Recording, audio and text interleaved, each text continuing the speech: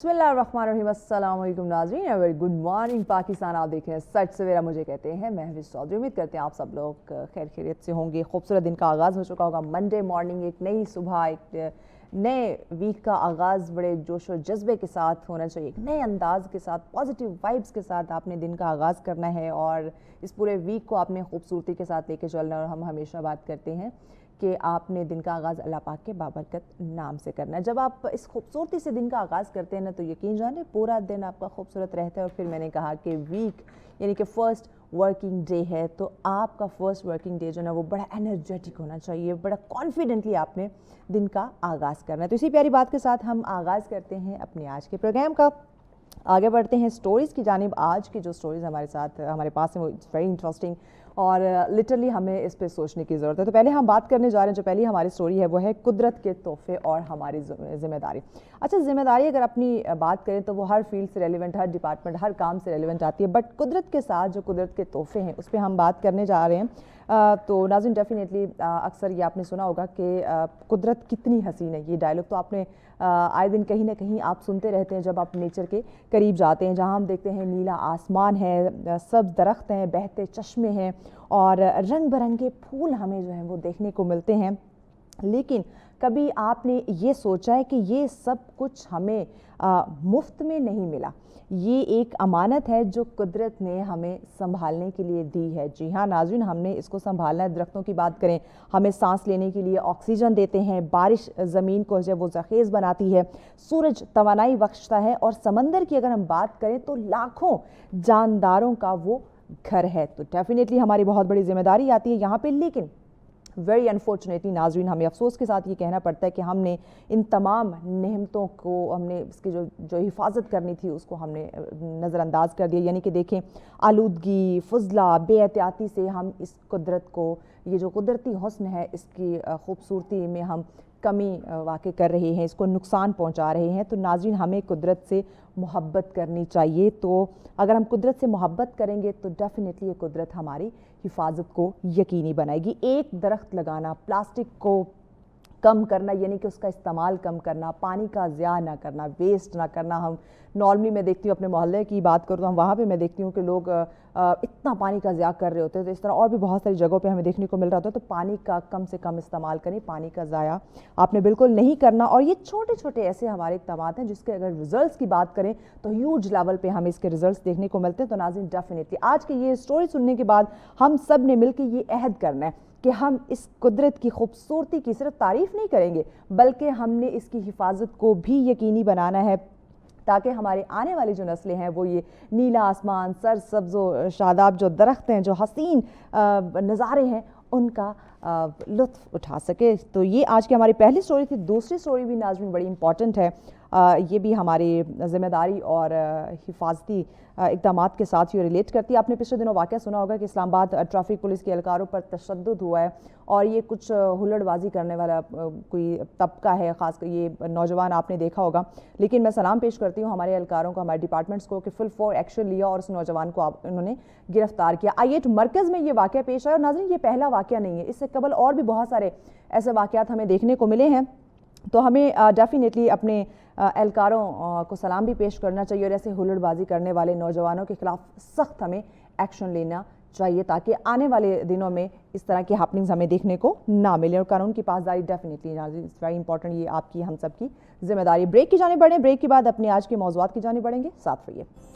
Welcome back नाज़रीन, आप देख रहे हैं सच सवेरा। आज का पहला टॉपिक हमारा बहुत ही ज़्यादा इंपॉर्टेंट है नाज़रीन हमारी सेफ्टी के लिए, क्योंकि हम बात करने वाले हैं सेल्फ सेफ्टी और इसके कुछ असूल होते हैं। डेफिनेटली जब आप उनको अपनाते हैं तो आप अपनी ज़िंदगी को महफूज बनाते हैं। नाज़रीन, अपने रोज़मर्रा की ज़िंदगी के बात करते हैं, बहुत सारे कामों में, बेशुमार कामों में, जहाँ तक मुझे लगता है हम खुद को मसरूफ़ रखते हैं। लेकिन जो एक अहम चीज़ है, इट्स वेरी इंपॉर्टेंट, वो हम भूल जाते हैं, वो है अपनी हिफाजत। चाहे वो घर पे हो, दफ्तर में हो या फिर रोड पे हो, उसको यकीनी बनाना, एहतियात करना, आगाही। यकीनन ये वो ताकत है जो मेरी, आपकी, हम सब की ज़िंदगी को महफूज बनाती है और हम इसी को भूल जाते हैं। तो आज हम बात करेंगे नाज़रीन सेल्फ सेफ्टी के असूलों पर कि कितनी अहमियत है इसकी, कितनी ज़रूरत है इस वक्त और कैसे हम ये आसान جو ہیبٹس عادات ہیں اس کو ہم اپنا سکتے ہیں, اور اس کو اپنا کر نہ صرف ہم اپنی بلکہ دوسروں کی زندگی کی بھی حفاظت یقینی بنا سکتے ہیں. کیونکہ ناظرین یاد رکھیے گا, حفاظت کوئی لمحاتی عمل نہیں, یہ ایک سوچ ہے اور یہ ایک ذمہ داری بھی ہے, اور اس ذمہ داری پہ آج ہم بات کریں گے. اس پہ ڈسکشن کے لیے مہمان ہمارے ساتھ ہیں جی. محمد جہانزیب صاحب ہمارے ساتھ ہیں. السلام علیکم. وعلیکم السلام. بہت شکریہ جہانزیب صاحب, آپ نے ہمیں وقت دیا. سب سے پہلے تو بتائیے گا کہ آپ کی نزدیک سیلف سیفٹی کی کیا اہمیت ہے, اور اس وقت اس کو اپنی روزمرہ زندگی کا حصہ بنانا کتنا ضروری ہے؟ سیفٹی کی بہت زیادہ اہمیت ہے. سیفٹی پہ عمل کرنا کوئی بہت مشکل کام نہیں ہے. یہ اس کے بارے میں کہا جاتا ہے کہ یہ اتنی بیسک ہے جیسے ABC, always be careful. Yes, motorway پہ بھی لکھا ہوتا ہے. تو بنیادی چیز یہ ہے کہ احتیاط کے ساتھ اور ذمہ داری کو سمجھتے ہوئے ہم روزمرہ کے کام کریں. جب گھر سے نکلتے ہیں, سفر کرتے ہیں, اپنے ارد گرد کے ماحول کو جانچیں. خطرات کا پتہ ہونا چاہیے ہمیں, جیسے گاڑی یا بائک پہ ہیں تو لین کو فالو کریں. روڈ کراس کر رہے ہیں تو زیبرا کراسنگ, اگر ہمارے اوپر اوور ہیڈ برج ہے تو اس کا استعمال. یہ بنیادی چیزیں ہیں جو ہم چھوڑتے ہیں اور پھر خطرات کا سبب بنتی ہیں. اوکے. اچھا جہانزیب صاحب, مجھے بتائیے کہ گھروں کی اگر میں بات کروں تو آپ کیا سمجھتے ہیں کہ عام طور پر ایسی کون سی حفاظتی غلطیاں ہیں جو ہم کر دیتے ہیں, اور خاص کر جنہیں نظر انداز نہیں کرنا چاہیے گھر کی اگر میں بات کروں تو؟ گھروں میں دیکھا جائے تو بہت ساری قسموں کے خطرات ہو سکتے ہیں. کچن ہے تو آگ لگ سکتی ہے, الیکٹریکل سوئچز ہوتے ہیں, گھروں میں بچے ہوتے ہیں, گھروں میں گاڑیاں ہوتی ہیں, گھروں میں ہمارے آج کل سولرز لگے ہوئے ہیں, بیٹریز لگی ہوئی ہیں. تو بہت سارے ہر مختلف قسموں کے خطرات ہو سکتے ہیں. ان کے بارے میں مختلف قسم کی احتیاطی تدابیر ہیں جو ہم اختیار کر سکتے ہیں. آلرائٹ. خواتین اور بچے یہ ذرا نازک ہوتے ہیں, اور یہ کہتے ہیں نا, یہ جو آپ نے اپنے آپ کو بچانا ہے, یہ سڈن ایک سوچ ہے, فوراً سیکنڈز میں آپ نے کلک کرنا ہوتا ہے, لیکن بچے اور خواتین اس طرح سے رسپونڈ نہیں کر پاتے. تو ان کی حفاظت کے حوالے سے آپ کیا سمجھتے ہیں کہ کن بنیادی باتوں کا ہمیں خیال رکھنا چاہیے؟ سب سے پہلی چیز یہ ہے کہ ہم خود آگاہی لیں کہ ہمارے گھر میں کس کس قسم کے خطرات ہو سکتے ہیں, اور پھر خواتین اور بچوں کو ان چیزوں کی آگاہی دیں. خواتین اور بچے ٹرینڈ نہیں ہوتے. ایک اور بہت بڑا مسئلہ یہ ہے کہ ہمارے گھر میں جو ہاؤس ہیلپ ہے انہیں آگاہی نہیں ہوتی. تو انہیں آگاہی دینے کی بہت زیادہ ضرورت ہے. دیکھتے ہیں کہ سیلف گرومنگ کی بڑی ٹریننگز ہو رہی ہوتی ہیں, اور بہت سارے ورک شاپس ہو رہی ہوتی ہیں ہمارے بزنس سے ریلیٹڈ, بٹ ہماری جو حفاظت جان زندگی جو اتنی امپورٹنٹ ہے اس حوالے سے ہم دیکھتے ہیں تو ہم کوئی ورک شاپ اٹینڈ نہیں کرتے.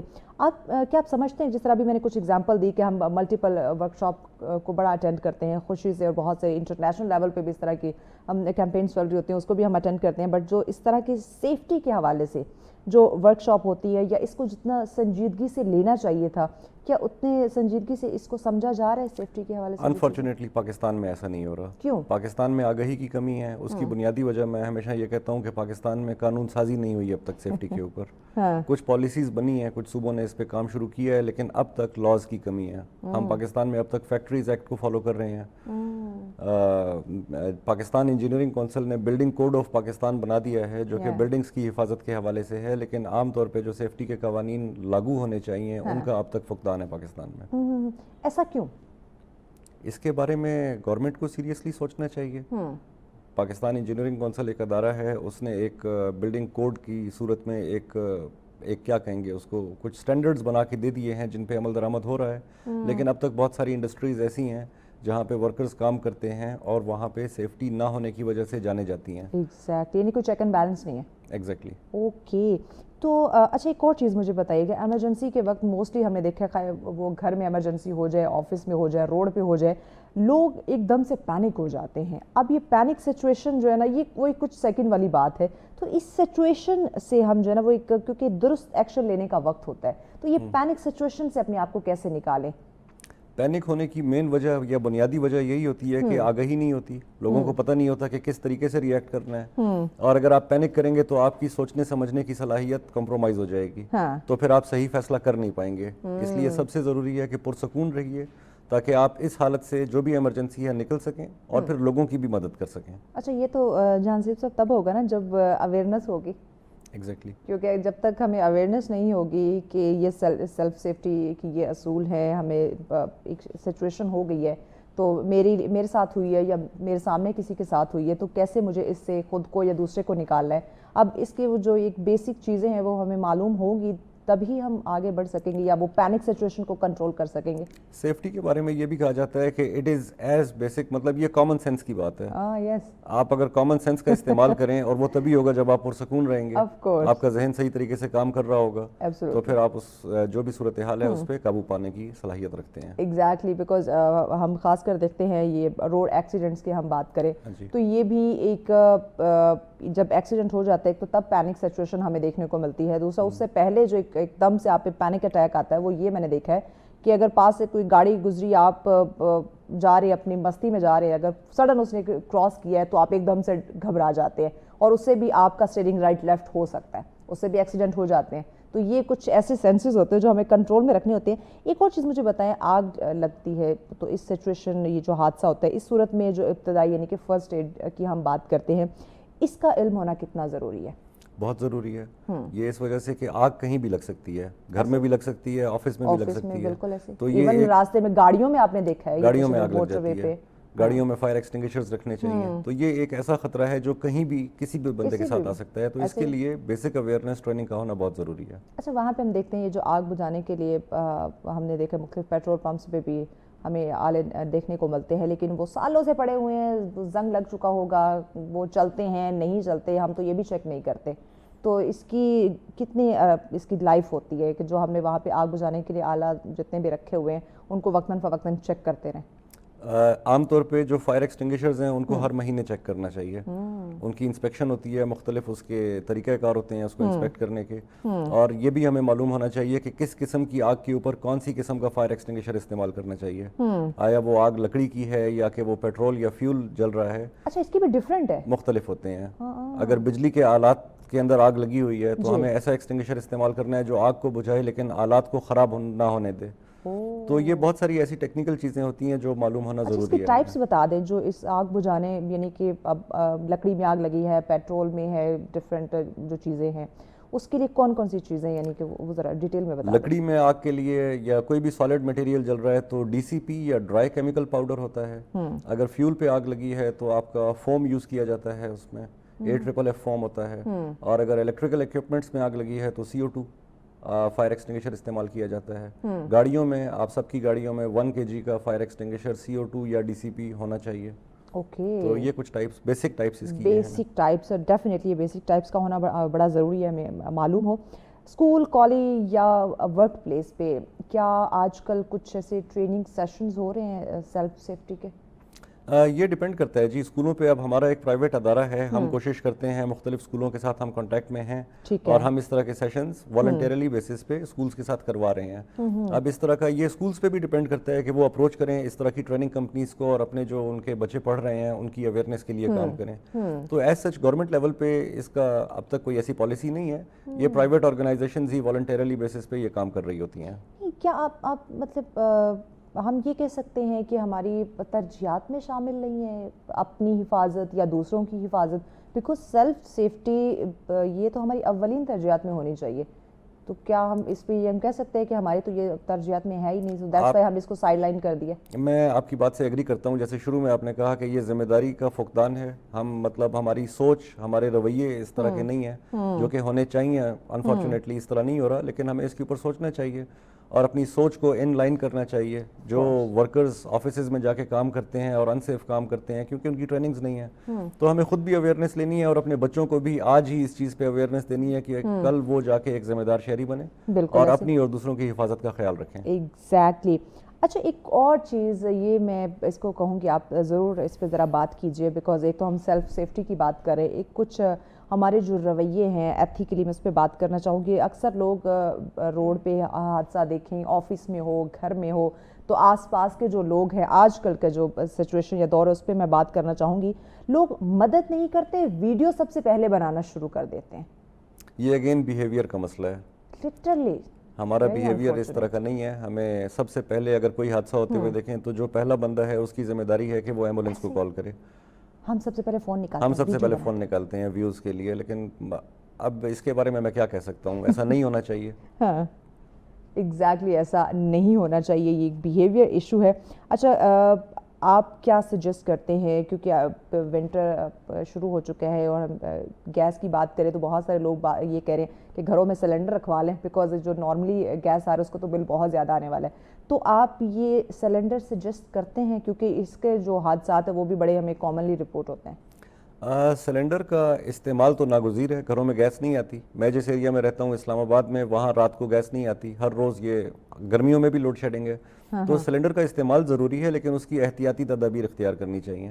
یہ بہت امپورٹنٹ پوائنٹ آپ نے بتایا ہے. اس میں ایک چیز بہت قابل ذکر ہے کہ آج کل میٹل کے علاوہ کمپوزٹ میٹیریل کا گیس سلنڈر آیا ہوا ہے. ہم بات کرتے ہیں، بریک لینی ہے. بریک کے بعد ناظرین مزید اس پہ ان ڈیٹیل جانتے ہیں، but after the break stay with us. Welcome back ناظرین، آپ دیکھ رہے ہیں سچ سویرا. آج کا ہمارا پہلا ٹاپک جس پہ ہم بات کریں سیلف سیفٹی کے اصولوں پہ بات کی جا رہی، کس کو اپنانا ہے اور اپنی زندگی کو بچانا ہے، لیکن کس طرح سے اسی پہ بات کی جا رہی ہے. محمد جہاں زیب ہمارے ساتھ ہیں. جہاں زیب صاحب، ہم بات کر رہے تھے ونٹر کی آمد ہے، لوگوں نے سلنڈر بھروانا جو ہے وہ شروع کر دیا. تو اس پہ آپ ہمیں گائیڈ کر رہے تھے کہ آیا اس کا ہمیں یوز کرنا چاہیے یا نہیں، اگر کرنا چاہیے تو کون سا میٹیریل یوز ہونا چاہیے، بتائیے. سلنڈر کی کچھ احتیاطی تدابیر ہیں، لیکن اس سے زیادہ ضروری یہ ہے کہ آج کل جو سلنڈرز مارکیٹ میں آئے ہوئے ہیں پتلی چادر والے، ان کا استعمال نہ کریں. لوگ عام طور پہ ان کو پریفر کرتے ہیں کیونکہ ان کی قیمت کم ہوتی ہے اور ایگزیکٹلی. اور دوسری جانب کمپوزٹ میٹیریل کے آج کل سلنڈرز آئے ہوئے ہیں جو بہت ہلکے ہیں. عام طور پہ مارکیٹ میں فائبر کے بنے ہوئے سلنڈرز کے نام سے یہ چل رہے ہیں. اس کا سب سے بڑا مسئلہ یہ ہے کہ اس کی پریشر ٹیسٹنگ نہیں ہو سکتی. یہ اوگرا ریگولیٹڈ نہیں ہے.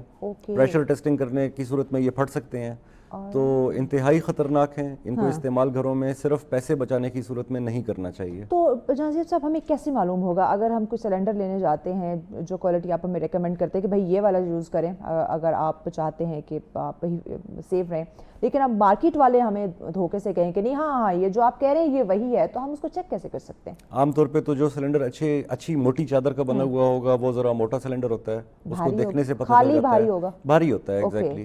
اور اس کے علاوہ اس کی قیمت بتا دیتی ہے کہ یہ کس ٹائپ کا سلنڈر ہے. تو ذرا مارکیٹ ریسرچ کرنے کی ضرورت ہے. مارکیٹ کو دیکھیں سمجھیں.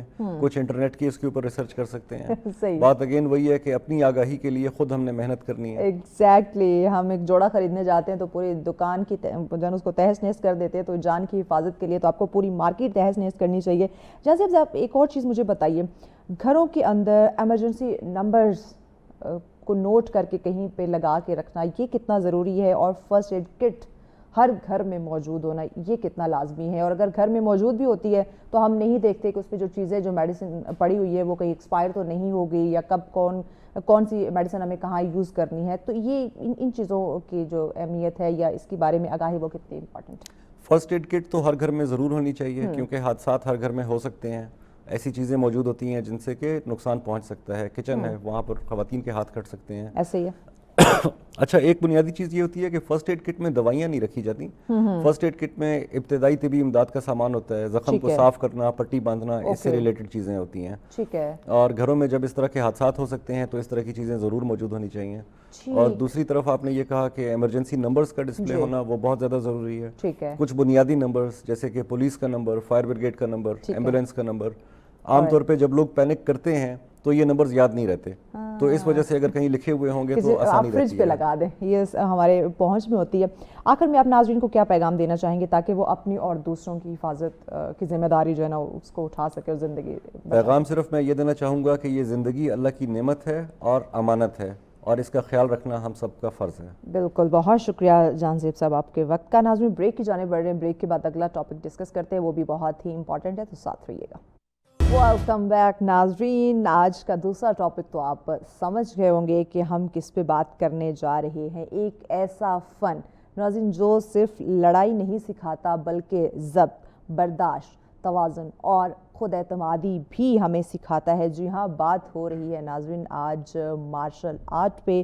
اور یہ محض ہم یہ نہیں کہہ سکتے کہ یہ دفاع کا طریقہ نہیں، بلکہ یہ ایک مکمل فلسفہ ہے. اب یہ فلسفہ کیسے ہے اس کو ہم سمجھیں گے کہ یہ صرف جسم اور ذہن، یعنی کہ یہ صرف آپ کی باڈی کو نہیں بلکہ مینٹلی طور پہ بھی یہ آپ کو مضبوط بناتا ہے. مارشل آرٹ سکھاتا ہے کہ اصل طاقت صرف جسم کی نہیں ہے بلکہ ضبط نفس میں بھی یہ طاقت ہوتی ہے، یعنی کہ آپ کی مینٹل پوٹینشل بھی اتنی ہونی چاہیے کہ آپ خود کی حفاظت یقینی بنا سکے. تو ناظرین آج ہم جانیں گے کہ اس فن کو سیکھنے کے کیا فوائد ہیں، کس طرح سے ہم سیکھ سکتے ہیں اور نوجوان نسل کے لیے ایک مثبت راستہ جو ہے وہ بن سکتا ہے اپنی حفاظت کا, دوسروں کی حفاظت کا, اپنے جو فزیکلی اور مینٹلی اپنے آپ کو اسٹرانگ بھی وہ کر سکتے ہیں. تو اس پہ بات کریں گے. اس پہ ڈسکشن کے لیے مہمان ہمارے ساتھ موجود ہیں جی. شایان آکاش ہمارے ساتھ ہے. السلام علیکم شایان. وعلیکم السلام. Thank you so much Shayan for your time.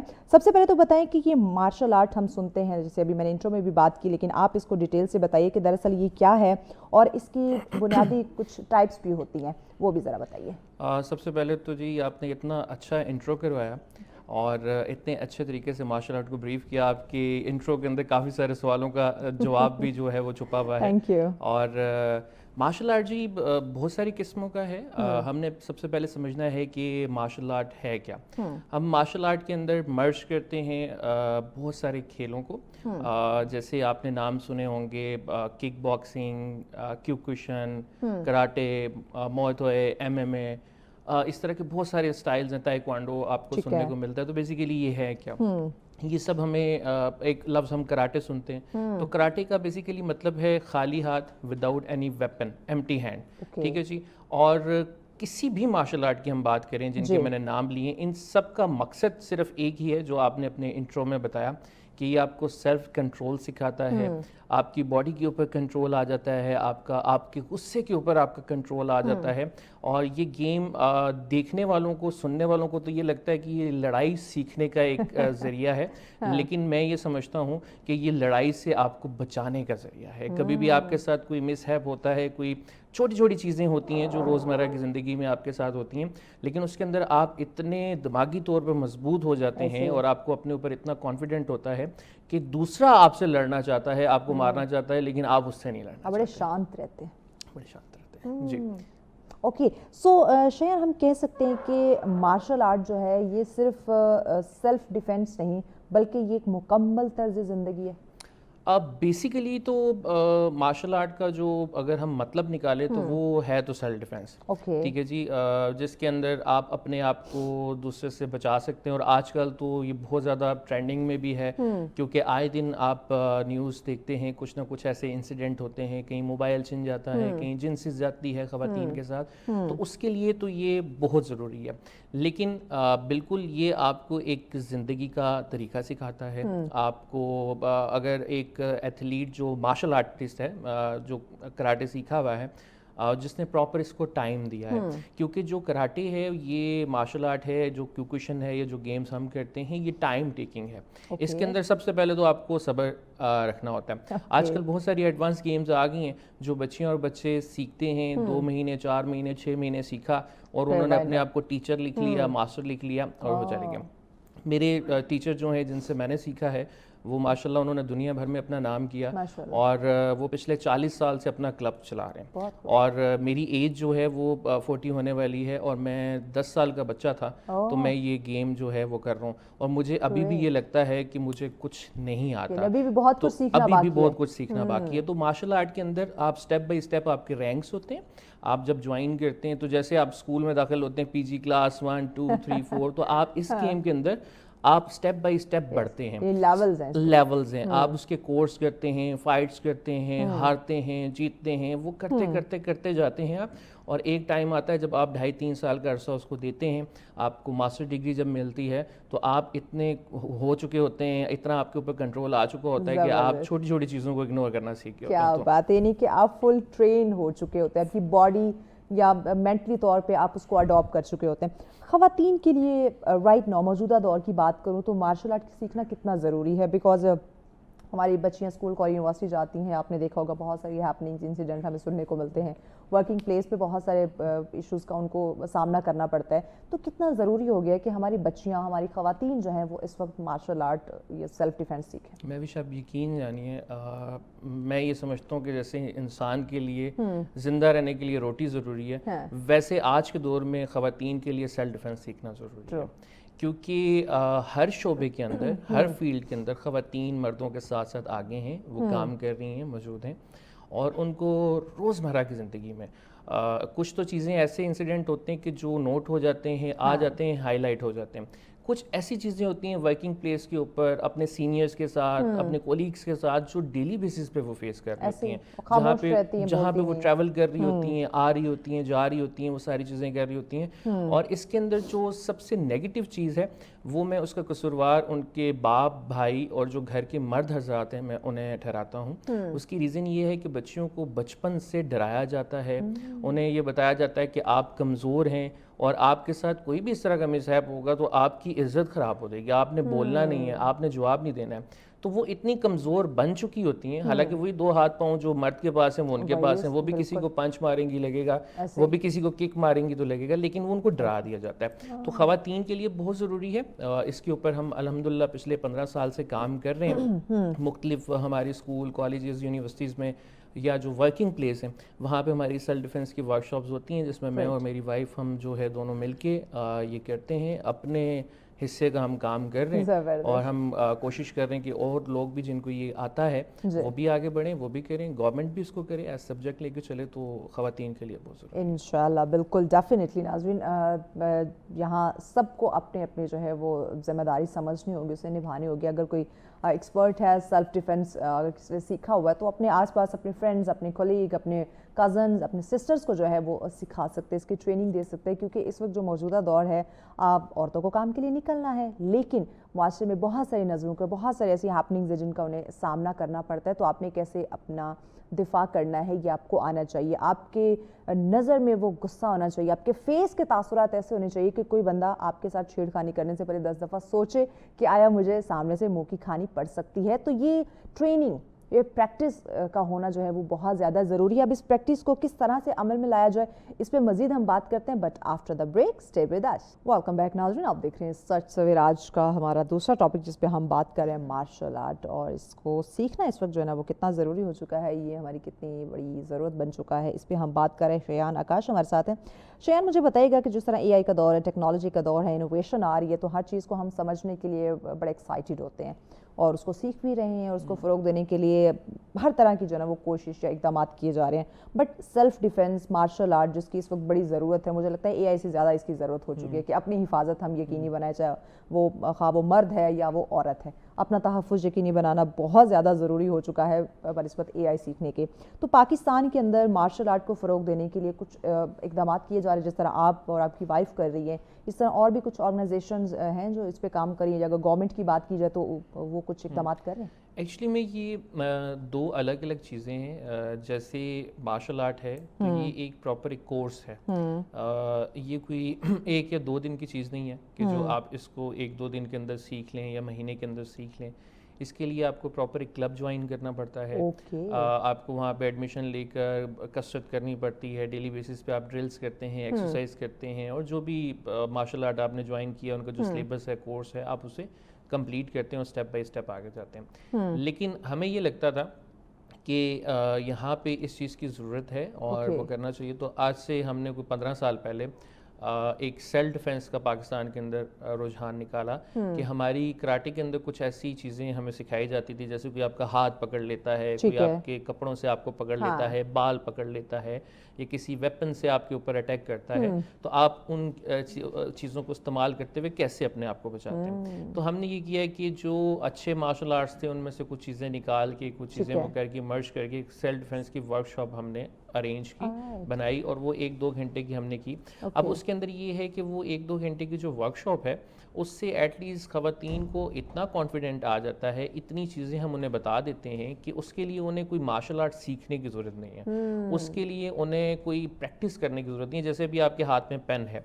अगर ये पेन है, अगर आप इसकी निप यूँ खोलेंगी और यूँ करके इसको पकड़ती हैं थंब रख के और आप फेस के किसी भी एरिया पे मारती हैं, तो ताकत से ताकतवर इंसान जो है आप उसे जख्मी कर सकती हैं, एक दफ़ा तो वो अपने बिल्कुल होश आवास में नहीं कर सकता है। मोबाइल आपके हाथ में है, अगर हम मोबाइल का ये हिस्सा पकड़ के यहाँ पे यूं ये कनपट्टी के ऊपर इस जगह पे मारें, ये नाक के ऊपर मारें, तो ये इस तरह की बेसिक चीज़ें जो हैं हम गाइड करते हैं, सिखाते हैं, और ये प्रैक्टिकल बेस्ड। भाई ख़वातीन के पास एक और भी बड़ा हथियार होता है, अगर आपके पास पेन नहीं है, फ़ोन नहीं है, तो नाखून आजकल हमारी ख़वातीन के बहुत बड़े बड़े होते हैं, तो आपके पास अपना एक नेचुरल हथियार भी होता है, वो तो घर में भी इस्तेमाल करती हैं ख़वातीन अक्सर। खैर ये चीज़ें हैं। अब इसके अंदर बहुत सारे मार्शल आर्ट्स जो हैं वो आगे आ रहे हैं। इसके अंदर जो छोटी सी एक गलती है जिसको दुरुस्त करने की ज़रूरत है वो ये है कि कुछ बच्चियाँ बच्चे यंगस्टर हम देखते हैं जिन्होंने एक सेशन अटेंड किया, 2 सेशन अटेंड किए और वो क्योंकि ये पेड सेशंस भी होते हैं, लोग इसके लिए पे करने के लिए भी तैयार होते हैं, तो वो ट्रेनर बन जाते हैं और या तो वो यूट्यूब से वीडियोस देखकर वो ट्रेनर बन जाते हैं और वो जाके आपको सिखाने की कोशिश करते हैं। अच्छा, वो अगर आपने किसी को कोई गलत चीज़ सिखा दी और उसके ऊपर वो कॉन्फिडेंट बंदा उसने कहा कि जी मैंने सीख लिया और वो उसके लिए यूज़फुल ना हो, एक ये चीज़, और दूसरा सिखाते हुए आपने अगर कोई ऐसी चीज़ कर दी, आपको ये नहीं पता है कि कौन सी वेन के ऊपर आपने कितना प्रेशर डालना है, आप किसी का हाथ मोड़ रहे हैं तो उसको किस हद तक आपने सिखाते हुए मोड़ना है, तो आप किसी का हाथ तोड़ सकते हैं, आप किसी को सिखाते सिखाते उसकी जान ले सकते हैं। तो ना कि आप किसी की जान ले लेंगे और ख़ुद भी आप जेल चले जाएंगे। तो खुदारा ये कोई वो AI वाला सिस्टम नहीं है कि आपने इसको ChatGPT किया और करके जाके किसी को पढ़ के बता दिया, ये एक प्रैक्टिकल चीज़ है। तो जो लोग इसको करते हैं मैं उनसे जो सेंसिटिव भी है जी उनसे मैं यही रिक्वेस्ट करूंगा कि आप प्रॉपर अपने इर्द गिर्द कोई क्लब देखिए और जो एफिलेटेड हो, प्रॉपर वो अच्छे कोच हों, टीचर्स हों, उनसे आप सीखें, सीखने के बाद उनसे इजाज़त लेने के बाद आगे जाके सिखाएं। और जो लोग ये सेशंस अटेंड करते हैं मैं उन्हें भी कहूँगा कि जो भी इंस्ट्रक्टर हो आप ज़रूर ये पूछा करें। अभी हमने रिसेंटली एक सेशन किया तो उसके अंदर काफ़ी सारी ख़वातीन का सवाल था हमारी टीम से, वो पूछ रहे थे कि जी इंस्ट्रक्टर कौन है, तो वो इंस्ट्रक्टर को जाके आप सर्च करें कि वो क्या उसकी क्वालिफिकेशन इस चीज़ में है भी कि नहीं, अगर है तो फिर आप उसके पास बिल्कुल ऐसे ही है। ये नहीं कि अगर हाँ एक दफ़ा उसने सीखा है और ख़ुद अपनी एकेडमी बना रही है तो आप उसके पास चले जाएं।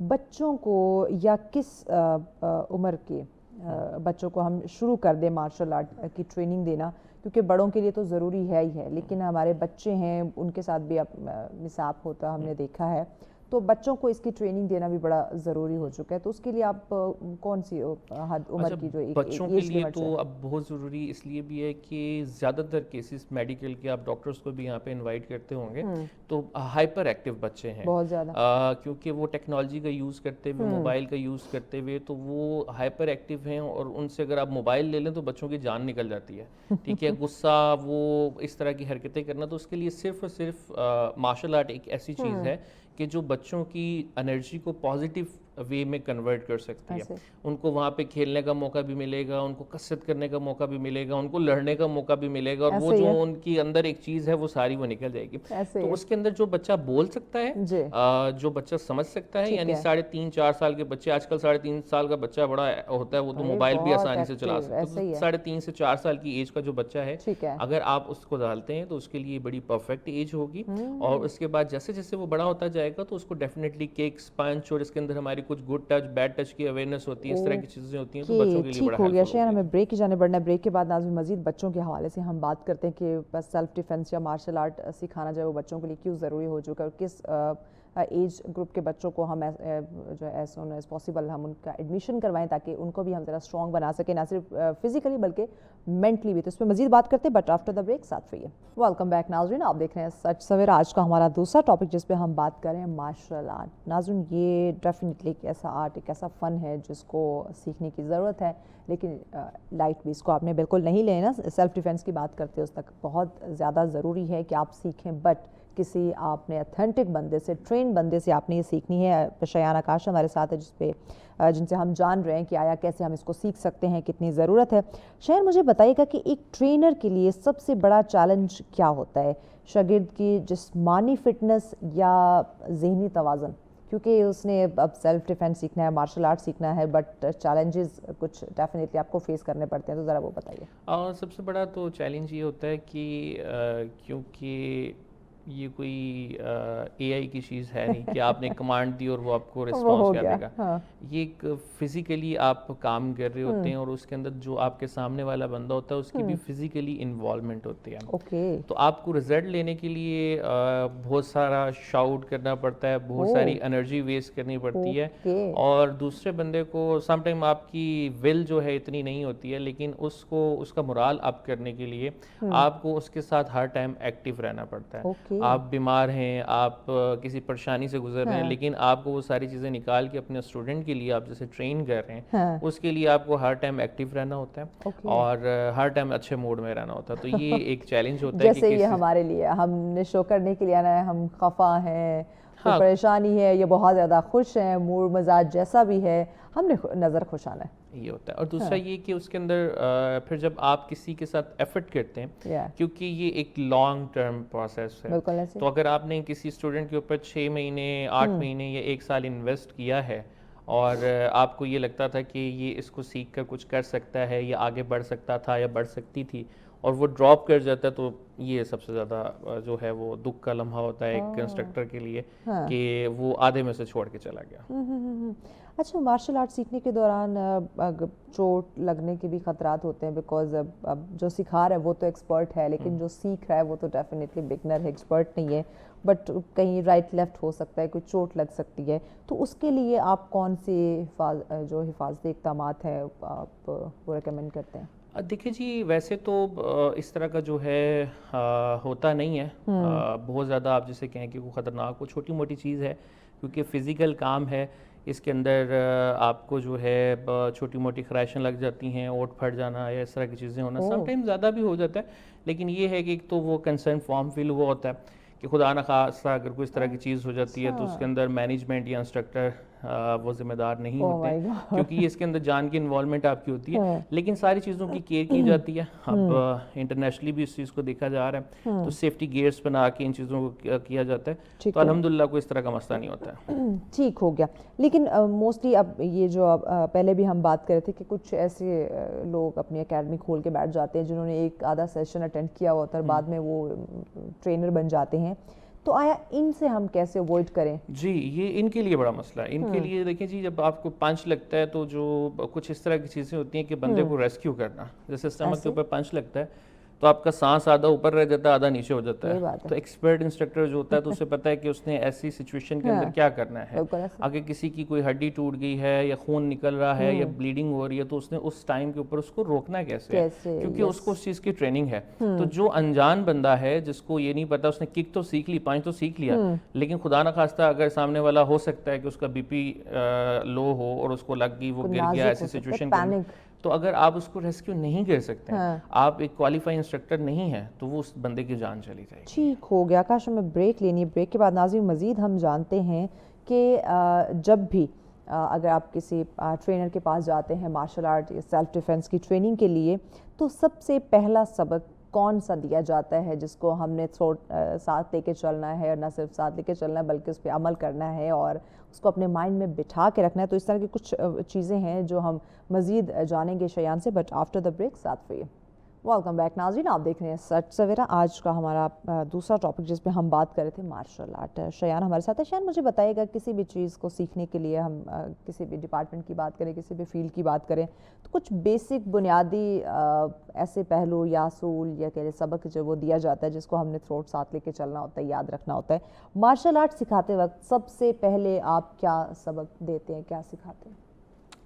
جو لوگ ہمیں جوائن کرتے ہیں, غالباً آپ ان کے بارے میں پوچھ رہی ہیں, ڈپینڈ کرتا ہے کہ ان کی ایج کیا ہے. جیسے ہم نے بتایا آپ کو کہ 4 سال سے بچے سٹارٹ ہو جاتے ہیں, اور اگر کوئی 50 یا 60 سال کا بھی ہے اور اسے کوئی بیماری نہیں ہے تو وہ بھی ہمیں جوائن کر سکتا ہے. تو سب سے پہلا جو ہمارا سبق ہوتا ہے یا جو ٹاسک ہوتا ہے وہ یہ ہوتا ہے کہ اس بچے کی یا اس بڑے کی نفسیات کو سمجھنا, کہ ہر بندے کی جو سیکھنے کی صلاحیت ہوتی ہے وہ الگ ہوتی ہے, تو آپ نے اس کو اس کے لیول پر جا کر سکھانا ہوتا ہے. تو سب سے پہلی جو ہماری کوشش ہوتی ہے وہ اس کا ڈر دور کرنا ہوتا ہے, کیونکہ اس گیم کے اندر چاہے بچے ہیں یا بڑے ہیں, وہی لوگ زیادہ جوائن کرتے ہیں کہ جن کو کسی نہ کسی حد تک کسی چیز سے خوف ہوتا ہے یا وہ ڈرتے ہیں یا ان کا کانفیڈنٹ اتنا زیادہ اچھا نہیں ہوتا ہے. تو سب سے پہلا جو ہمارا سبق ہوتا ہے یا جو کوشش ہوتی ہے وہ ہوتا ہے کہ اس کا ڈر دور کیا جائے. اوکے, ڈر دور کیا جائے. سب سے پہلا سبق یہ ہے کہ اس کا ڈر دور کرنا ہے. That's very great. اچھا, مارشل آرٹ سیکھنے والا جو انسان ہے, کیا مارشل آرٹ سیکھنے کے بعد اس کے اندر جو آج کل ہم دیکھنے کو ہمیں مل رہا ہے بہت زیادہ ایٹیٹیوڈ, ایروگنٹ ہے, ایگو اس میں پایا جاتا ہے, تو اگر وہ مارشل آرٹ سیکھتا ہے تو کیا اس کا یہ ایگو کم ہو جاتا ہے یا طاقت کے ساتھ ہی یہ چیز بڑھ جاتی ہے؟ ڈپینڈ کرتا ہے کہ اس نے سیکھا کتنا ہے. کوئی بھی چیز ہے, چاہے ہم جرنلزم کی بات کریں, تو جتنا چھوٹا صحافی ہوگا, جتنا کم علم رکھنے والا ہوگا, اتنا زیادہ اس کے اندر ایگو اور ایٹیٹیوڈ ہوگا, اور یہ ہر چیز کے اندر جا کے لاگو ہوتا ہے. اسی طرح سے مارشل آرٹ کے اندر بھی ہے, جتنا چھوٹا انسٹرکٹر ہوگا جتنا ناقص اور کم علم رکھنے والا ہوگا اتنا وہ اپنے آپ کو بڑا سمجھے گا اور بڑا سمجھ کے دوسروں کے سامنے پریزنٹ کرے گا. جتنی اچھی اس کی کوالیفیکیشن ہوگی, جتنی اچھی اس کی کثرت ہوگی, جتنی اچھی اس کی اس چیز کے اوپر گرپ ہوگی, وہ اتنا ہی ہمبل ہوگا اور اتنا ہی اس کا اپنے اوپر کنٹرول ہوگا. اوکے, اب یہ سیکھنے پہ بھی ڈیپینڈ کرتا ہے. والدین کیا اس وقت بچوں کو مارشل آرٹ سکھانے کی طرف زیادہ توجہ دے رہے ہیں؟ بالکل نہیں, بالکل نہیں دے رہے, کیونکہ والدین کے پاس سب سے آسان حل ہے ایک موبائل یا ٹیب جو بچوں کو پرووائڈ کر دیا جائے اور اس کے اوپر اچھی سے اچھی گیمز ان کو سبسکرپشن لے کے دے دیتے ہیں اور وہ یہ سمجھتے ہیں کہ یہ چیزیں تو فزیکلی ایکٹیویٹی سے بچوں کو صرف نہ مارشل آرٹ بلکہ تمام ایکٹیویٹیز سے پیرنٹس نے دور کر دی ہے. آپ اس پہ کبھی سروے کر کے دیکھیے گا, آپ کسی بھی گراؤنڈ میں چلی جائیں جہاں پہ ایکٹیویٹیز ہوتی ہیں, چاہے وہ فٹ بال کا ہو, چاہے وہ مارشل آرٹ کا ہو یا کسی بھی چیز کا ہو, تو آپ کو بڑے لمیٹڈ بچے وہاں پہ نظر آئیں گے. اچھا, مجھے بتائیے گا کہ جیسے میں نے پہلے بھی انٹرو میں بھی بات کی تھی کہ یہ مارشل آرٹ ایک فلسفہ ہے اور اس فلسفے کو جب تک نہیں سمجھتے ہمیں مارشل آرٹ کا پتہ نہیں ہوتا. یعنی کہ پہلے اپنا دفاع کرنا ہے پھر وار کرنا ہے, یعنی کہ پہلے وار کرو, اپنا دفاع کیے بغیر آپ دوسرے پہ وار کر دو اور ساتھ آپ جو ہے وہ بھی آڑے ہاتھوں لے لیے جاؤ. تو اس فلسفے کو ہم کیسے سمجھے کہ پہلے اپنا دفاع پھر وار؟ اس کو سب سے پہلے جنہوں نے سکھانا ہے, یعنی جنہوں نے ایڈمیشن کروانا ہے, جو پیرنٹس ہیں یا جو سیکھنے والے ہیں, ان کا سمجھنا زیادہ ضروری ہے. ان کا سمجھنا یہ ضروری ہے کہ یہ مارشل آرٹ یا کراٹے یہ صرف مارنے کا نام نہیں ہے, یا یہ کوئی ایسا ہنر نہیں ہے کہ آپ نے اس کو کسی سے لڑنے کے لیے سیکھنا ہے. ہاں, لڑنے کے لیے سیکھنا ہے, لیکن اس صورت میں جس صورت میں آپ کے ساتھ کوئی انسیڈنٹ ہو رہا ہے, آپ اس کو ایک کھیل کے طور پہ لیں. اور جیسے آپ کرکٹ کھیلتے ہیں, فٹ بال کھیلتے ہیں یا کوئی بھی گیم کرتے ہیں, ویسے آپ اس کو ایک کھیل کے طور پہ لیں. اور یہ اب ایک کھیل بن بھی گیا ہے. اس کا بینیفٹ آپ کو کیا ہے؟ آپ کو اس کا بینیفٹ یہ ہے کہ آپ اگر جم میں جاتے ہیں تو آپ ایکسرسائز کرتے ہیں, تو صرف ایک مسل جس کو آپ بلڈ کرنا چاہتے ہیں یا ویٹ لوز کرنا چاہتے ہیں, آپ کا وہی ٹارگٹ ہے. مارشل آرٹ اگر آپ کرتے ہیں تو اس کے اندر جو ایکسرسائز اور ڈرلز ہیں, آپ کے ویٹ لاس سے لے کر آپ کی مسلس کو بلڈ کرنے تک, آپ کو اسٹرانگ کرنے تک تمام ایکسرسائز کروائی جاتی ہیں. اس کے ساتھ ساتھ آپ مینٹلی اسٹرانگ ہو جاتے ہیں, اور پلس آپ کے ہاتھ پاؤں آپ کو چلانا سکھا دیا جاتا ہے کہ کبھی آپ کے ساتھ کوئی مس ہیپ ہوتا ہے تو آپ کا جو کسی کا ظلم کا ہاتھ آپ کی طرف بڑھ رہا ہے, تو آپ اگر اسے توڑ نہیں سکتے تو روک ضرور سکیں. تو یہ ایک کمپلیٹ پیکج ہے جو کہ لوگوں کو سمجھنے کی ضرورت ہے, اور یہ کھیل ہے. آپ اس کو کھیل کے طور پہ لیں گے تو آپ اس کو بہت انجوائے کریں گے. ہاں, اگر آپ اس کو اس چیز میں لیں گے کہ کسی سے دل ٹوٹ گیا ہے تو وہ کہے کہ جی میں مارشل آرٹ سیکھ کے میں بدلہ لینا ہے, تے وہ جڑا نا کم خراب ہے. ٹھیک ہے, تو آپ نے وہ موویز دیکھ کے وہ والا نہیں کرنا ہے, پیچھے وہ لگا کے, تو آپ نے اس کو کھیل کے طور پہ لینا ہے. صرف بدلے کے لیے آپ نے اس کو بالکل نہیں سیکھنا کہ میں نے فلاں تایا چاچا کی بیٹی سے یا بیٹے سے میں نے بدلہ لینا, یا کسی نے میرا دل توڑا تو میں نے بدلہ لینا ہے. آپ اپنی حفاظت کے لیے اس کو سیکھیں. اچھا, مجھے یعنی ایک اور چیز بتائیں کہ مارشل آرٹ سیکھنے کے لیے کیا آپ اس کے کوئی پراپر خاص آپ ساتھ میں کوئی ڈائٹ پلان بھی دیتے ہیں؟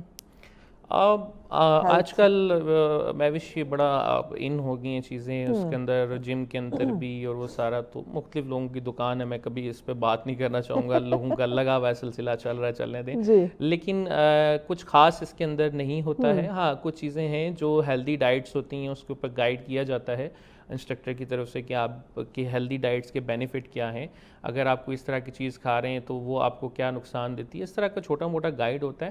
لیکن جو مارشل آرٹ کرنے والا بندہ ہے وہ لکڑ ہضم, پتھر ہضم, سارا کچھ, کیونکہ اس کی ایکسرسائز اتنی ہو رہی ہوتی ہے, اس کی کثرت اتنی ہو رہی ہوتی ہے. میں کسی گیم کو غلط نہیں کہہ رہا ہوں یا کچھ اس طرح کا, لیکن جو لوگ مارشل آرٹ کرتے ہیں یا جن کو پتہ ہے آپ کی جم کی یا کسی اور جگہ کی 4 گھنٹے کی ایکسرسائز اور مارشل آرٹ کی 10 منٹ کی پریکٹس وہ ایک برابر ہے. ٹھیک ہے, وہ اس کے بعد آپ کے اندر ایک ٹائم ایسا آتا ہے, اگر آپ واقعی میں کسی انسٹرکٹر کے پاس جو کوالیفائی ہے اس کے پاس کرتے ہیں, تو 10 منٹ کے بعد آپ کہتے ہیں کہ بس میری جان نکل جائے, یا میں اس ڈوجو کہتے ہیں جس جگہ پہ ہم ایکسرسائز کرتے ہیں یا کسرت کرتے ہیں, تو میں وہاں سے نکل جاؤں اور بس یہ آج میرا آخری دن ہے. ٹھیک ہے, تو وہ صرف جو ہے وہ آپ کا سانس چلتا ہوا آپ کو فیل ہوتا ہے, باقی آپ کے جسم کے اندر بالکل کسی حصے میں جان نہیں رہتی ہے. تو تو اس کے اندر وہ یہ ہے کہ جب اس طرح کی آپ یہ چیز کرتے ہیں تو اسی طرح سے آپ کا امیون سسٹم بھی اسٹرانگ بھی ہوتا ہے, اور آپ چیزوں کو ہضم کرنا بھی شروع کرتے ہیں. تو پھر وہ یہ والا چکر ختم ہو جاتا ہے کہ جی یہ اتنی کیلریز لے لیں اور یہ کر لیں وہ کر لیں. جنک فوڈس نہیں کھانے ہیں آپ نے, باقی اور کوئی اس میں باقی اچھا ہم ڈفرینٹ ممالک کا دیکھتے ہیں جس میں جاپان ہے, کورین ہے, چائنیز ہیں, ان کا مارشل آرٹ بھی ہم دیکھ رہے ہوتے ہیں, تو کیا ہمارا ذرا اس نوعیت تک پہنچا؟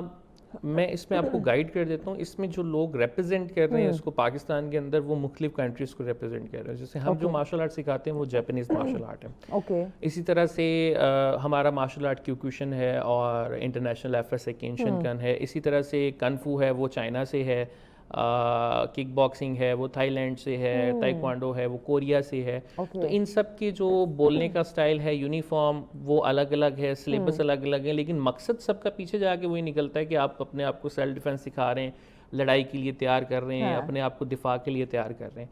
تو یہ اس کی جو ہے ہسٹری ہے. اب پاکستان کے اندر وہی بات آتی ہے کہ بہت سارے ماسٹرز ہیں, لیکن کچھ چند سینئر لوگ ایسے ہیں جن کی ایج 50 سے لے کر 70 کے درمیان ہے, جن کو میں جانتا ہوں, جو کہ پاکستان کی مختلف سٹیز کے اندر ہیں. اور الحمدللہ میں یہ دعوے سے کہہ سکتا ہوں کہ ان لوگوں کے اوپر ٹرسٹ کیا جا سکتا ہے کہ جنہوں نے انٹرنیشنلی یہ چیز سیکھی ہے اور اس کو آگے سکھا رہے ہیں. ایسے انسٹرکٹر سے جب آپ سیکھے ہوئے ہوں گے تو آپ اس کی پریکٹس کریں گے. جاپانیز, چائنیز اور ان لوگوں میں فرق صرف کیا ہے کہ وہ اپنے کام کے ساتھ سنسیئر ہیں, وہ اس میں ڈنڈی نہیں مارتے ہیں, ٹائم دیتے ہیں. اب فزیکل کام کے اندر آپ ڈنڈی ماریں گے تو وہ کیا ہوگا کہ آپ مضبوط نہیں ہوں گے, ایسے ہی ہے, آپ وہ اسٹرانگ نہیں ہوں گے, آپ خود اس قابل نہیں ہوں گے. وہ انسٹرکٹر کیا انسٹرکٹر ہے کہ جس کو کوئی کہے کہ کک کر کے دکھا دو, آؤ میرے ساتھ فائٹ کر لو, اور وہ کہے کہ نہیں مجھے جو ہے میں تو ہارٹ پیشنٹ ہوں, میرا تو گردے کا آپریشن ہوا ہوا ہے, میرا یہ ہوا ہوا ہے, تو وہ اس طرح کی باتیں کرے تو پھر وہ انسٹرکٹر نہیں ہے. وہ تو پھر مر بھی رہو تو جو کوالیفائی بندہ ہے وہ کہے گا کہ جی آؤ میں آپ کے ساتھ کرتا ہوں, اور وہ کر کے دکھائے گا. اور ایسے لوگوں کو میں جانتا ہوں, میں آپ کو جن لوگوں کو بتا رہا ہوں کہ 70 سال ان کی عمر ہے, وہ آج بھی یونیفارم پہن کے کک اور پنچ کرتے ہیں تو ہڈیوں کے اندر سے آواز آتی ہے, کڑک کڑک, پتہ چلتا ہے کہ بندہ کام کر رہا ہے. That's really great. تو ایک کامیاب مارشل آرٹسٹ جو ہے آپ کیا سمجھتے ہیں کہ ڈیلی بیس پہ اس کی پریکٹس کا ہونا کتنا ضروری ہے؟ جو کامیاب مارشل آرٹسٹ ہے اس کا آج کے دور میں میں سمجھتا ہوں کہ پریکٹس سے زیادہ اس کے تھیوری کا اور نالج کا ہونا بھی اتنا ہی ضروری ہے. پریکٹس تو آپ کریں گے تو آپ فزیکلی اسٹرانگ رہیں گے, آپ ہر ٹائم تیار رہیں گے, گین رہیں, لیکن کیونکہ گیم بہت ایڈوانس ہو گئی ہے اور بچے جو ہیں ان کے پاس بہت سارا علم تھرو سوشل میڈیا آ گیا ہے. ہمارے ٹائم میں, جس ٹائم میں 90s میں ہم نے شروع کیا تھا, تو اس ٹائم وہ مجھے یاد ہے کہ رسالے آیا کرتے تھے, وہ میگزینز ہوتی تھی اور وہ ہوتا تھا, اور ہمارے ٹیچر ایک سٹی سے دوسری سٹی میں جاتے تھے, وہاں پہ جا کے ہوٹل لیتے تھے, کچھ دن اسٹے کرتے تھے, پھر اس کلب میں جاتے تھے, سیکھ کے آتے تھے اور پھر ہمیں آ کے بتاتے کہ یہ چیز ہے. اب تو آپ کے پاس ایک سنگل کلک کے اوپر چیزیں ہیں اور آئے دن نئی نئی چیزیں آ رہی ہوتی ہیں, اور آپ کو وہ یوتھ سے بات کرنے کے لیے, جو ینگ جنریشن ہے ان سے بات کرنے کے لیے اپ ٹو ڈیٹ رہنا بہت ضروری ہے. تو اس کے لیے آپ کی جو اولڈ انسٹرکٹرز ہیں ان کے اندر تھوڑا سا یہ مسئلہ آ رہا ہے, جو میں یہ سمجھتا ہوں کہ آج کا جو ینگسٹر ہے اس کو ان سے زیادہ نالج تھیوری کی ہے, پریکٹیکلی نہیں ہوگی.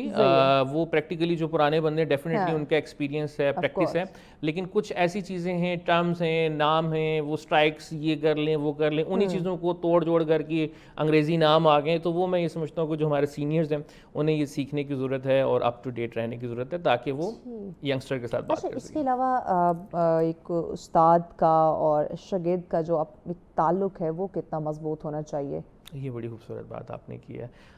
وہ چاہے کوئی بھی شعبہ ہے, یہ پیغام کے طور پہ نا اس کا جواب دے دیجیے گا. میں ضرور پیغام کے طور پہ اس کا جواب دوں گا. کوئی بھی فیلڈ ہے اس کے اندر سب سے پہلے تو جو شاگرد ہے اس کو اپنے استاد کی عزت کرنی چاہیے اپنے والدین کی طرح. اگر آپ کی ٹیچر کوئی میل ہے یا فیمیل ہے تو آپ اس کو والدہ اور والد کی طرح ہی لیں, اور استاد کے ساتھ کبھی مقابلہ نہ کریں, استاد سے کبھی آگے نکلنے کی کوشش نہ کریں. تو آپ جتنی استاد کی عزت کریں گے, آپ یقین جانیے, یہ بات میری لکھ لیجئے, کہ آپ جتنی استاد کو عزت دیں گے, چاہے وہ آپ کے ساتھ کسی بھی طرح کا رویہ رکھے یا کسی بھی طرح کا سلوک کرے, آپ استاد کو عزت دیں گے, اللہ تعالیٰ آپ کو عزت دے دے گا. بالکل, بڑی خوبصورت بات کی. تھینک یو سو مچ شایان آکاش, آپ نے وقت دیا. ناظرین, ڈیفینیٹلی طاقت صرف لڑنے میں نہیں ہوتی, خود پر قابو پانے میں بھی ہے. اور مارشل آرٹ کی بات کرتے ہیں تو یہ ہمیں یہی سکھاتا ہے, جس میں برداشت ہے, صبر ہے, ایک نظم و ضبط ہے, ایک اعتماد ہے, خود اعتمادی, جس کی مجھے لگتا ہے کہ آج کل ہمیں نا سب سے زیادہ ہمیں کمی دیکھنے کو مل رہی ہے. تو مارشل آرٹ ایکچوئل میں ہمیں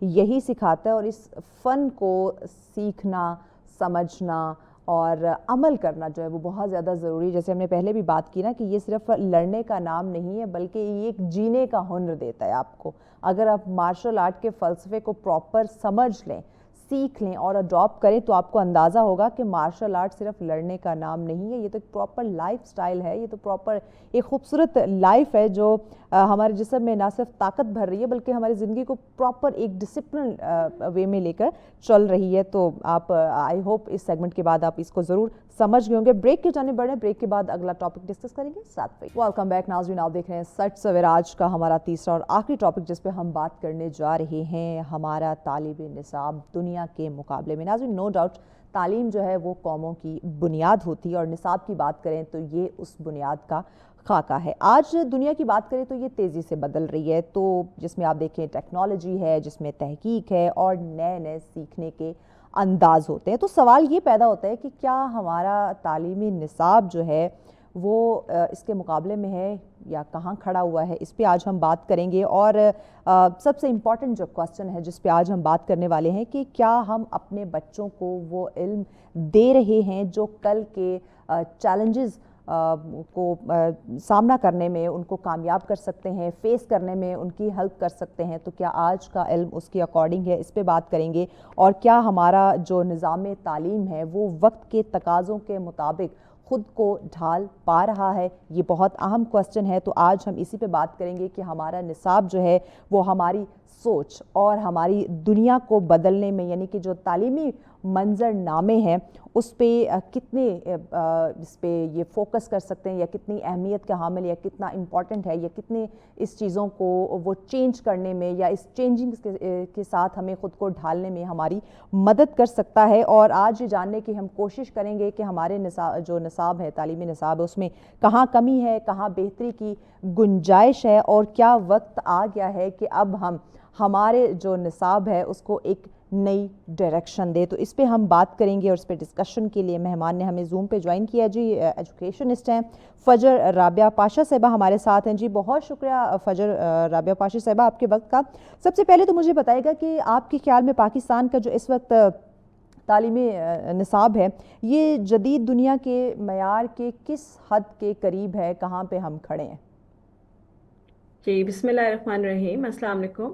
اچھا, جب ہم پاکستان کے نصاب کی بات کرتے ہیں اور ہم کمپیریزن کرتے ہیں دنیا بھر کے نصاب سے, تو جنرلی تو یہی ہے کہ ہم لوگ ابھی بہت پیچھے ہیں, ہمارا کریکلم بہت پیچھے ہے اور اس کی بہت ساری وجوہات ہیں. کیونکہ جو جیسے آپ نے خود کہا کہ بہت تیزی سے چیزیں بدل رہی ہیں, تو ہمارا بہت اس لیے ضروری ہے کہ ہم لوگ اس چیز کو, ہم بھی اس کے ساتھ اپ ٹو ڈیٹ رہیں. اور وہ جیسے جیسے دنیا بدل رہی ہے, ٹیکنالوجی آ رہی ہے, ہم ایک گلوبل کمیونٹی بن چکے ہیں, اس کے ایک اپنے چیلنجز ہیں. تو وہ اس ساری چیزوں کو ہم کس طرح اپنے تعلیم اور ہمارا کریکلم, ہمارا کانٹینٹ, ہم کس طرح بچوں کو پڑھا رہے ہیں, سکھا رہے ہیں, یہ ساری چیزیں جو ہیں میٹر کرتی ہیں. اور ابھی ہم لوگ کہ یہ ہے کہ پچھلے کچھ سالوں میں کوشش تیز ہوئی ہے کام کرنے کی نصاب پر, لیکن پھر بھی ہم نے یہ دیکھا کہ جو پچھلے کریکلمز تھے اور اس کے بعد جو نئے کریکلم بھی انٹروڈیوس ہوئے ان میں نام ضرور چینج ہوئے لیکن کانٹینٹ زیادہ نہیں چینج ہوا.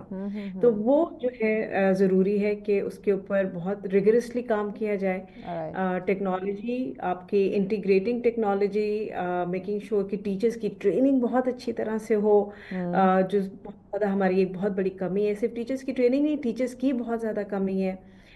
پھر ہمارا نصاب میں, ہمارے ایک ایجوکیشن سسٹم میں ایک بہت بڑا جو سب سے بڑا پرابلم ہے وہ روٹ لرننگ کا ہے, میمورائزیشن کا ہے. ٹیچرز بچوں کو رٹا لگواتی ہیں بجائے اس کے کرٹیکل تھنکنگ کو جو ہے پروموٹ کریں کلاس روم میں, اور بچے کو سکھائیں کہ سوال کیسے پوچھتے ہیں, اور اس کو وہ آپ کو, کیونکہ اگر میں پاکستان کے کانٹیکسٹ میں دیکھتی ہوں یہاں پہ میں ایک سوال ایڈ کرنا چاہوں گی فجر صاحبہ کہ وی کین سے کہ ہمارے جو ٹیچرز ہیں وہ, یا جو ہمارے تعلیمی ادارے ہیں, وہ ایک رٹا سسٹم انہوں نے پکڑ رکھا ہے, اڈاپٹ کیا ہوا ہے. تو ہم یہ کہہ سکتے ہیں کہ بچوں کی جو تخلیقی سوچ, یعنی کہ جو کریٹو تھنکنگ ہے, اس کو فروغ نہیں دیا جا رہا, صرف رٹے پہ ہمارے جو ہے نا وہ فوکس ہے سارا. بالکل بالکل. کہ میں آپ کو بتاؤں کہ اگر ہم اسلام آباد کی بات کرتے ہیں, لاہور, کراچی, ان سٹیز میں تو اس چیز کے اوپر بہت बात होनी शुरू हो गई है कि रोट लर्निंग को रोकना है टीचर्स, और उसके लिए देखें टीचर्स आप जब बहुत सारी आपको you have to go back कि जहाँ पे आप टीचर्स की हायरिंग करते हैं तो आप क्या पहला तो कदम ये है ना कि आपने ये करना है कि आप सही टीचर्स को हायर करें, या वो लोग जो एक्चुअली टीचर्स बनना चाहते हैं या वो लोग जो टीचिंग के लिए ट्रेंड हुए हैं, क्वालिफाइड हैं, आप उनको हायर करें। तो हायरिंग प्रोसेस से लेके ये देखना बड़ा जरूरी है कि टीचर बाय चांस आ रहा है या बाय चॉइस आ रहा है। Very important. बाय चॉइस आ रहा है, बिल्कुल। बहुत सारे हम लोग अपने के भी देखते हैं, मैं इस्लामाबाद में बहुत सारे ऐसी टीचर्स को देखती हूँ जो कहती हैं कि हमने इसलिए टीचिंग ज्वाइन कर ली क्योंकि कुछ और करने को था नहीं और हम फारिग बैठे हुए थे। तो हालांकि टीचिंग इतना इम्पोर्टेंट प्रोफेशन है कि आप अपने कौम की बेसिस बना रहे हैं, फाउंडेशन बिल्ड करें, बच्चों की फाउंडेशन फ्यूचर है ये, जिसके साथ जो है ना हम लोग ये कोई एक्सपेरिमेंटल मटेरियल नहीं है जिस पे हम एक्सपेरिमेंट्स करेंगे, ये इस कौम का बड़ा कीमती सरमाया है। तो फजर साहिबा, क्या हमारा जो तालीमी निज़ाम है वो इस वक्त, जहाँ तक मैं देख रही हूँ, आप ज़रूर इस पर रोशनी डालिए, कि हमारे बच्चों को अमली ज़िंदगी के लिए तैयार नहीं कर रहा, सिर्फ और सिर्फ एग्ज़ाम के लिए या नंबरिंग के लिए, A+ ग्रेड्स के लिए तैयार किया जा रहा है, लेकिन प्रैक्टिकल लाइफ में ये जो हमारा निज़ाम तालीम या निसाब है ये कितना हेल्पफुल साबित होगा, मुझे इसमें कोई पॉजिटिविटी नज़र नहीं आ रही है। नहीं, बिल्कुल, ये तो एक बहुत बड़ा चैलेंज है। मतलब असल में हमारे तालीमी सिस्टम में बहुत सारे प्रॉब्लम्स हैं और एक लंबी लिस्ट आपको शेयर कर सकती हूँ, जो आउट ऑफ स्कूल चिल्ड्रन से होने से, क्वालिटी ऑफ एजुकेशन से लेके ड्रॉप आउट फिर कॉन्स्टेंटली होते हैं उसके ऊपर, और फिर आपने जैसे बात की कि बच्चों को क्या हम एक्चुअली प्रिपेयर कर रहे हैं, तो नहीं, दैट उसका जवाब है नहीं। कि ना हम स्कूल्स में हमारे कोई काउंसलिंग का सिस्टम होता है, ना हम अपने बच्चों को कोई मेंटल हेल्थ सपोर्ट प्रोवाइड कर सकते हैं, ना हमारे टीचर्स ट्रेंड है। फिर जब बच्चियों की बात करते हैं तो उसके और 10 और चैलेंजेस उसके ऊपर ऐड हो जाते हैं। तो ये बहुत सारी ऐसी चीजें, और फिर बच्चों को हम प्रैक्टिकल स्किल्स नहीं सिखा रहे, बच्चों को कम्युनिकेशन स्किल्स, बच्चों को थिंकिंग स्किल्स, बच्चों को कॉन्फ्लिक्ट रेजोल्यूशन के स्किल्स, टीम वर्क के स्किल्स, ये बहुत सारे ऐसे आपके फाउंडेशनल स्किल्स होते हैं जो आपको अपनी जिंदगी में कामयाब होने के लिए चाहिए। आप वो स्किल्स को, ये वो चीजें हैं जैसे जिनको आप आपकी अगर फ्रेंडशिप्स भी हैं तो आपको ये स्किल्स चाहिए उन फ्रेंडशिप्स को मेंटेन करने के लिए। आप अगर काम करते हैं, आप जॉब करते हैं, तो ये एम्प्लॉयबिलिटी स्किल्स कहलाएंगे। अगर आपको बिजनेस सेटअप कर रहे हैं तो आपको ये कम्युनिकेशन स्किल्स, आपने किस तरह लोगों से बातचीत करनी है, निगोशिएशंस करनी है, अपने आप को कैसे प्रेजेंट करना है, ये सारा कुछ मिसिंग है। सिर्फ स्कूल सिस्टम पे नहीं, अगर आप यूनिवर्सिटीज में भी हम देखते हैं वहां पे भी ये सारा कुछ बहुत ज्यादा मिसिंग है।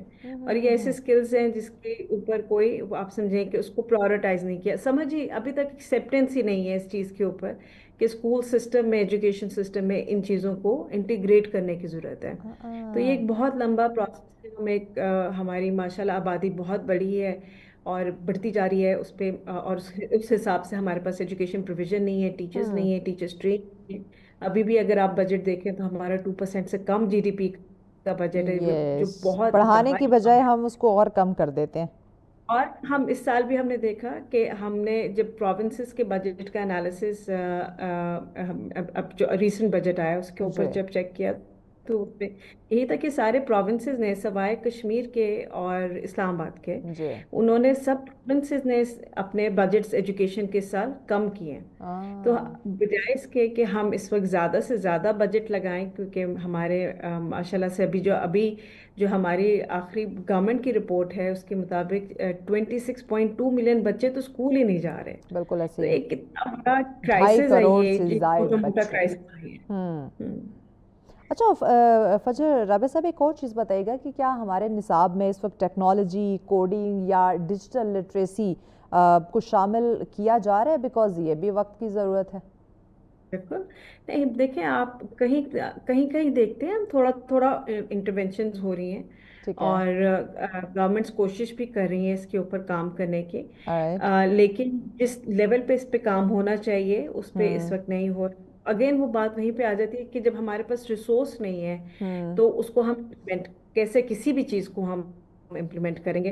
हालांकि मैं बहुत सारी तकरीबन प्रोविंशियल गवर्नमेंट्स की जो एजुकेशन डिपार्टमेंट्स हैं, इस्लामाबाद में जो हमारी एजुकेशन मिनिस्ट्री है, वो बहुत अच्छे लोग हैं, वो अपने पास जो रिसोर्सेज हैं उसको मैक्सिमाइज यूज़ करने की कोशिश करें।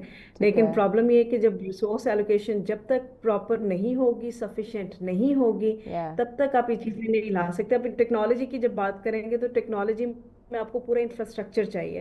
तो वो खाली ये नहीं है कि आप टीचर में जाना और सिखा देना, आपको कंप्यूटर्स चाहिए, आपको लैपटॉप्स चाहिए, आपको इंटरनेट चाहिए, आपको एक सस्टेनेबल स्ट्रक्चर स्कूल्स में मौजूद होगा तो बच्चे उसके ऊपर सीखेंगे। और उसके बाद आपको अगेन वहीं पे आ जाएगा कि टीचर्स प्रॉपर ट्रेंड होंगी तो वो फिर उसको सिखा सकती हैं चीज़ों को। अच्छा, तो मुझे काम बहुत ज़्यादा। एक और चीज़ मुझे बताइए कि अब मैं अगर अपने टाइम की बात करूँ, जब हम स्कूल और यूनिवर्सिटी जाते थे तो हमें इस तरह से लेक्चर दिया जाता था, यानी एक टॉपिक को इस तरह से डिफ़ाइन किया जाता था हमारे सामने कि हमें क्यूरियोसिटी होती थी मज़ीद उसको जानने की या ख़ुद उस पर रिसर्च करने की। बट राइट नाउ मुझे बताइएगा कि हमारे बच्चों में ये क्यूरियोसिटी पैदा की जाती है कि वो जो चीज़ पढ़ रहे हैं उस बारे में उनको लेक्चर में ऐसी चीज़ें बताई जाएँ कि वो मज़ीद उनमें क्यूरियोसिटी पैदा हो कि हमने ख़ुद रिसर्च करनी है, ख़ुद इस पर मज़ीद जानना है, या वही सिलसिला कि बस किताबें सामने हैं, सिलेबस सामने है तो यहाँ से यहाँ तक रट्टा लगाना है एंड दैट्स ऑल। देखिए, असल में हमारा मसला ये है कि हमारा सिस्टम नहीं इस चीज़ को इनकरेज करता, और या वो सिस्टम नहीं कहता टीचर्स को कि ये आपने इस तरह पढ़ाना है और इस तरह बच्चों ये कि हमारी रिक्वायरमेंट ये है, हमारी we want our teachers to do this. तो ये नहीं है कि हमारे पास अच्छे टीचर्स नहीं है, पाकिस्तान में बहुत सारे बहुत अच्छे टीचर्स भी मौजूद हैं, लेकिन वो आप ही समझें कि वो क्लासरूम उस टीचर स्कूल क्लासरूम उस टीचर पे डिपेंड करता है। उन टीचर्स को भी बाउंड कर दिया गया।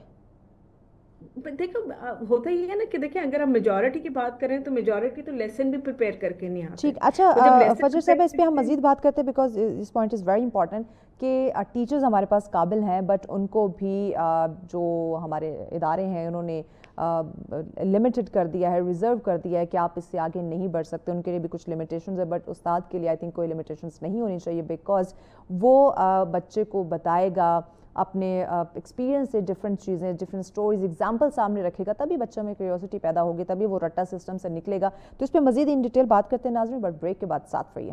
वेलकम बैक नाजरीन, आप देख रहे हैं सच सवेरा, आज का हमारा आखिरी टॉपिक और आखिरी सेगमेंट जिसमें हम बात कर रहे हैं हमारा तालीमी निसाब दुनिया के मुकाबले में बहुत ही अहम टॉपिक है और इसको समझने की हमें ज़रूरत है कि जुद्दत आ रही है, इनोवेशन आ रही है, बट हम अभी भी निसाब पे बात कर रहे थे, इसमें कुछ नई चीज़ों की एडिशन जो है ना वो बहुत ज़्यादा ज़रूरी हो चुका है। तो इसी पे बात करें, फजर राबिया पाशा साहिबा हमारे साथ है। राबिया साहिबा, हम बात कर रहे थे बच्चों में क्यूरियोसिटी जो है वो कैसे पैदा की जाए, तो आप कह रही थी कि टीचर्स हमारे पास ऐसे हैं बट उनको भी बाउंड किया गया है कि इस लिमिट को आपने क्रॉस नहीं करना, यानी कि वो अपने जो एक क्रिएटिव थिंकिंग है उसको सामने नहीं ला पा रहे, बच्चों की उस तख्लीकी सोच पे नहीं काम कर पा रहे, कि उनको सिर्फ एक सिलेबस दे दिया गया है कि आपने इस टाइम के अंदर इसको कंप्लीट करवाना है और बच्चे ने टॉप करना है, इस इदारे का नाम रोशन होना चाहिए। तो हम इस सोच से कैसे बाहर निकलें?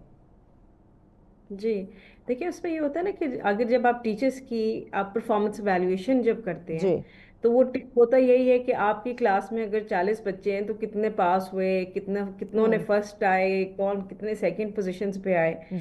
तो टीचर्स की तो यही एवैल्यूएशन का सिस्टम है, हमारे पास और कोई एवैल्यूएशन का सिस्टम नहीं है एज सच।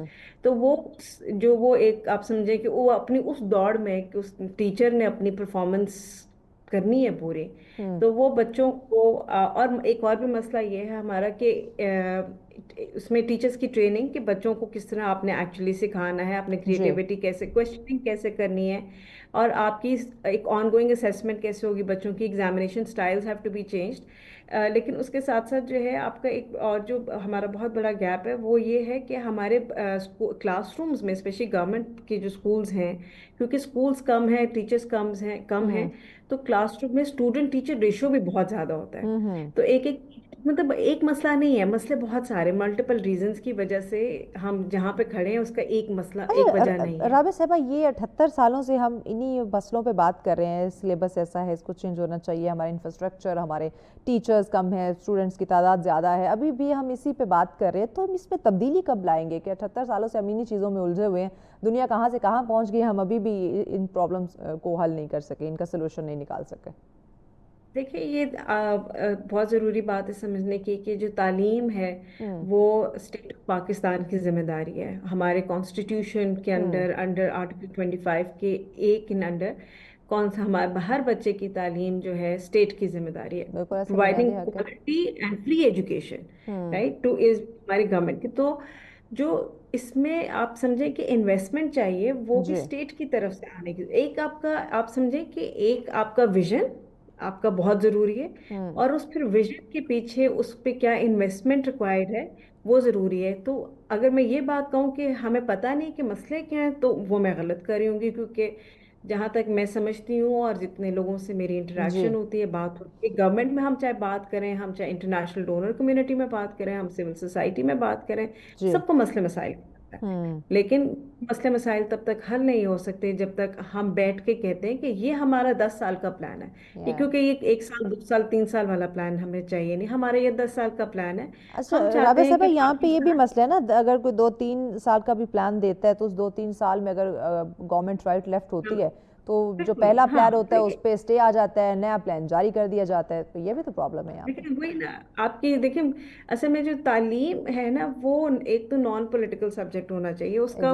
वो ऐसी चीज है कि वो उसमें सब जब तक नहीं एग्री करके बैठ के और इस बात को समझेंगे कि तालीम के बगैर मुल्क आगे नहीं चल सकता।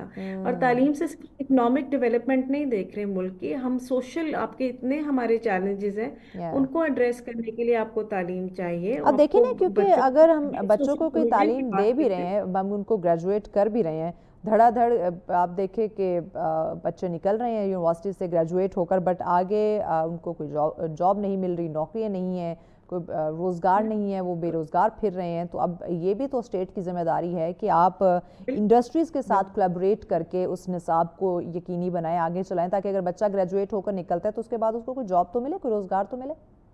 बिल्कुल, देखिए अगेन बात ये कि आपको एक पूरा होलिस्टिक प्लान चाहिए। आपको पाकिस्तान का प्लान चाहिए, राइट। आपको सारी चीज़ों पे देखना है। आप जब तालीम को जब उठा के देखेंगे तो आप ये नहीं कर सकते कि आप तालीम का जो कोई एक मसला है उस पर इन्वेस्ट कर दें, लेकिन बाकी मसलों को आप छोड़ दें क्योंकि आपके पास इन्वेस्टमेंट नहीं है या आप उसकी इम्पोर्टेंस नहीं समझ रहे। उससे ये होगा कि जब आप इन्वेस्ट कर रहे हैं वो भी आपकी इन्वेस्टमेंट वेस्ट में जाती है क्योंकि आपको रिजल्ट नहीं मिलेगा। आप जब तक होलिस्टिक प्लान नहीं बनाएंगे, उसमें आपकी तालीम है तो आपकी इकोनॉमिक एम्पावरमेंट है, आपकी जेंडर की बात, इक्विटी की बात हम करते हैं, हम बच्चियों को आगे लाना है, बच्चियां आगे आएंगी तो खवातीन आगे आएंगी। उसके बाद जो है, उसके बाद सबसे इम्पोर्टेंट सोशल चीज़ों के ऊपर हम बिल्कुल बात नहीं करते। हम बच्चों की पर्सनल डेवलपमेंट पे बात नहीं करते हैं। हम ये देखते हैं कि हमारी यूथ एक बड़ा, हम लोग पिछले काफी दिनों से एक मेरी डायलॉग चल रहा है एक चीज के ऊपर कि हम अपने आप को कहाँ जाना देखते हैं कि हम लोगों ने कंफ्यूज हैं इस वक्त हमारे बच्चे। अच्छा राबिया पाशा साहिबा, पैगाम क्या देना चाहेंगी आप हमारे नाजरीन को कि किस तरह से हम अपनी मदद आपके तहत इस निसाब में जो हमें तब्दीली चाहिए उसको करवाने की या करने की कोशिश करें? देखिए, उसमें सबसे ज़्यादा ज़रूरी चीज़ ये है कि हमारे पास सोशल मीडिया एक बहुत अच्छा स्ट्रॉन्ग टूल है। आप उसको इस्तेमाल करें, उसके ऊपर इस पे बात करें, डायलॉग करें, क्रिएटिव, पॉजिटिव, कंस्ट्रक्टिव डायलॉग। ये नहीं कि आप एक दूसरे के ऊपर तनकीद ही सिर्फ करें। एक ये भी इस पे हमें बहुत बात करने की ज़रूरत है। जब हम ज़्यादा लोग एक चीज़ पे बात करेंगे तो फिर मैं समझती हूँ कि जब हम गवर्नमेंट की बात करते हैं। थैंक यू सो मच फजर राबिया पाशा साहिबा, thank you very much, thanks for your time. Definitely नाज़रीन, जब तक इस पे बात नहीं होगी और प्रॉपर तरीके से बात नहीं होगी तब तक प्रॉब्लम से हम नहीं निकल सकते। और तालीम सिर्फ नो डाउट किताबें यानी कि इस किताबें रटने का नाम नहीं है, बल्कि आपने इससे सोचना, समझना, दुनिया को किस तरह से आपने बेहतर बनाने का एक अमल है उसको अडॉप्ट करना भी हमारे लिए बहुत ज़्यादा ज़रूरी है। तभी हम दुनिया के साथ जो है वो तरक्की याफ्ता ममालिक में हमारा शुमार हो सकता है। और तालीम सबका बुनियादी हक़ है और इस हक़ को हमें समझना और अडॉप्ट करना होगा और हासिल करना होगा। इसी पैगाम के साथ हमें इजाज़त दीजिए। अल्लाह निगहबान।